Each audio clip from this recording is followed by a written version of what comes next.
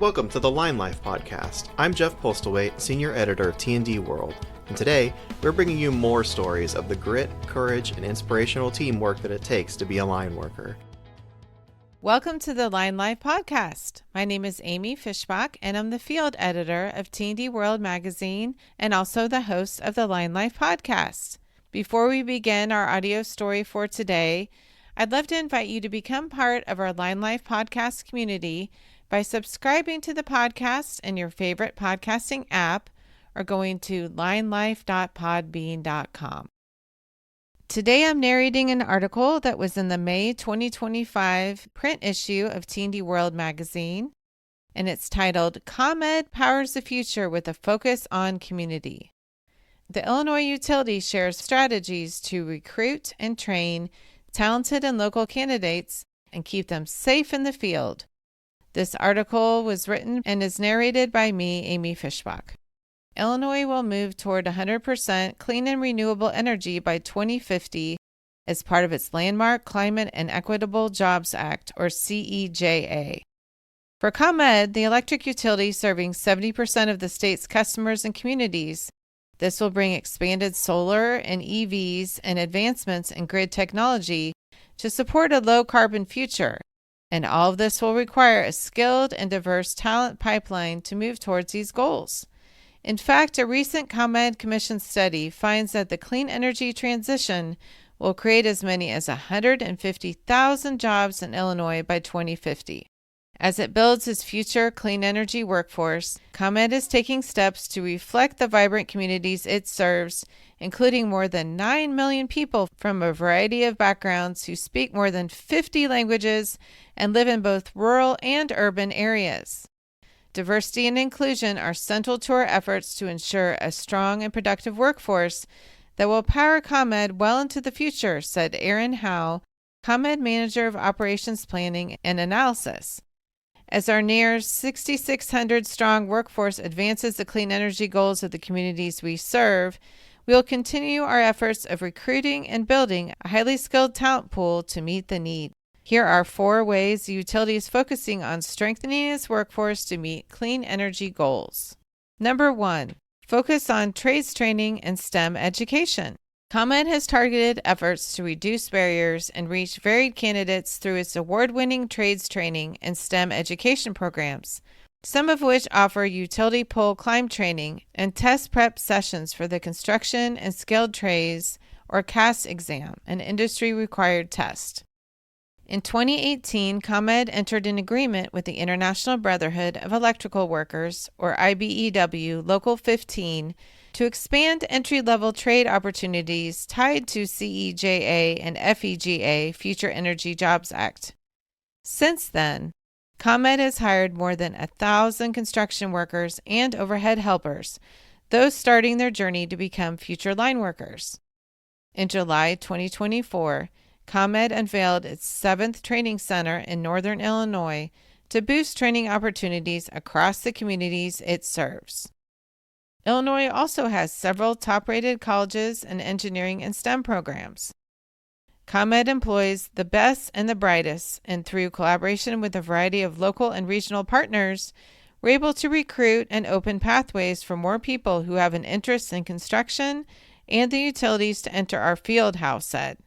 We're also fortunate here in Illinois to be able to draw upon some of the best talent and one of the most educated workforces in the nation. Number 2, expand internal and external training programs. The utility is taking a comprehensive approach to meeting future workforce demands, which includes growing both internal and external training programs offered in partnership with many organizations in its region to ensure its employees and candidates have the skills needed to build the clean energy grid of the future. Within the company, we are continuing job rotations and cross-training to ensure current employees maintain a broad skill set and knowledge of the latest technology and industry requirements, Howe said. In addition, mentoring programs are offered to ensure employees have the support and the sponsorship they need to navigate our company and the energy industry. ComEd is also upskilling local job seekers and inspiring youth for future clean energy jobs through its suite of workforce development programs. We launched 3 new programs in 2023, which, along with our established job training and STEM education programs, reached more than 2,000 individuals, Howe said. One of the newest programs, the Power Up Academy, is a career training program designed to prepare more area men and women for in-demand technical roles in the energy sector without requiring a college degree. The program was accredited by the City Colleges of Chicago in November, meaning that past and future participants are eligible for up to a semester's worth of college credits to help them advance their education and career in the engineering field. Since 2013, ComEd's trades training program, the Construct Infrastructure Academy, has graduated more than 900 members of the community and connected more than 70% of them to full-time jobs. These programs are successful thanks to the strong partnerships we've built with key community agencies, education organizations, and sponsoring companies across our service region, Howe said. For example, Central States SER, a local nonprofit, recently awarded ComEd the El Cambio Advocates for Change Award for its adult workforce programming. It's a coalition of agency partners and potential employers powered by the relationships cultivated within the community that allow for local rising talent to get connected to rewarding career opportunities, Howe said. Number 3, enhance recruitment to reach more women in the line trade. Due to ComEd's efforts to be inclusive in its hiring and recruitment processes, the utility has made considerable progress in bringing more women into the field. From kicking off all-female utility pole climb clinics to creating safety equipment fitted for women in field positions, ComEd continues to invest in creating an inclusive work culture at a company where women reflect about half of all executive leadership roles, Howe says. Industry-wide female participation in craft roles is 4.3%, according to the U.S. Bureau of Labor Statistics. In the last year, ComEd hired more women into entry-level field positions that led to becoming a line worker, representing a more than 70% increase in women in craft positions at the company in just 1 year. This is just the beginning, and through our partnerships with local education and workforce agencies, as well as IBEW Local 15, we collaborate toward progress in not only bringing more women into the field, but also setting them up for success in their careers, Howe said. Physical labor required in the field is a challenge encountered by all apprentices. For example, overhead line workers need to be able to lift 50 pounds of equipment on top of their own body weight when climbing utility poles.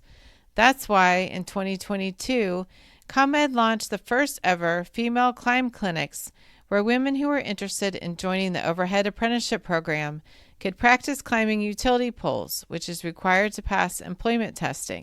Since then, ComEd has seen an increase in women applying for trades roles. This points to the success of the program's effort to raise awareness among but not limited to women on the good-paying and impactful jobs within the trades for recruitment and outreach in partnership with IBEW Local 15. Number 4, ensure inclusivity and safety by expanding protective equipment and clothing offerings. As ComEd builds a talent pipeline to support the clean energy transition in Illinois, more women are joining the ranks of field workers ready to maintain and modernize the power grid. With safety as its utmost priority, this increase in different size frames prompted ComEd to look deeper into how safety gear can be improved to fit and protect women while working overhead. Some of the safety equipment that must be worn by overhead line workers includes body belts and climbers, which are stirrups with gaffs that enable line workers to ascend, descend, or secure their position on a pole. Tim Griffin, an instructor at ComEd's Chicago Training Center, recalled some female overhead students wearing loose-fitting climbers and having difficulty keeping the body belt in the desired location while ascending the pole. As we recruit and train more people to join the clean energy workforce, we need to innovate our equipment to accommodate a growing number of workers with varying body types to ensure the safety of anyone who is interested in becoming a line worker, he said. A properly worn pair of climbers extend from the instep to below the knee, and climbing boots should fit snugly in the stirrups. The perfect fit can be difficult to achieve for people with smaller or narrower feet and below 5 foot 5 inches in height. Since women are 5 foot 3.5 inches on average, it's more likely that they will have fit issues. Another key piece of safety equipment is the body belt that goes around line workers' hips for support while off the ground. This belt has been designed for the male body since its introduction more than a century ago, even as other enhancements were introduced to improve comfort and safety. Last year, ComEd commissioned shorter and narrower climbers from an equipment vendor, Buckingham Manufacturing, and received several sets for trainees across ComEd's overhead training sites. ComEd's safety team also worked closely with Buckingham to pilot a 2-in-1 body harness that combines shoulder and leg straps to ensure a secure hold on the worker while up high. Both male and female ComEd apprentices field tested these prototypes between 2023 and 2024.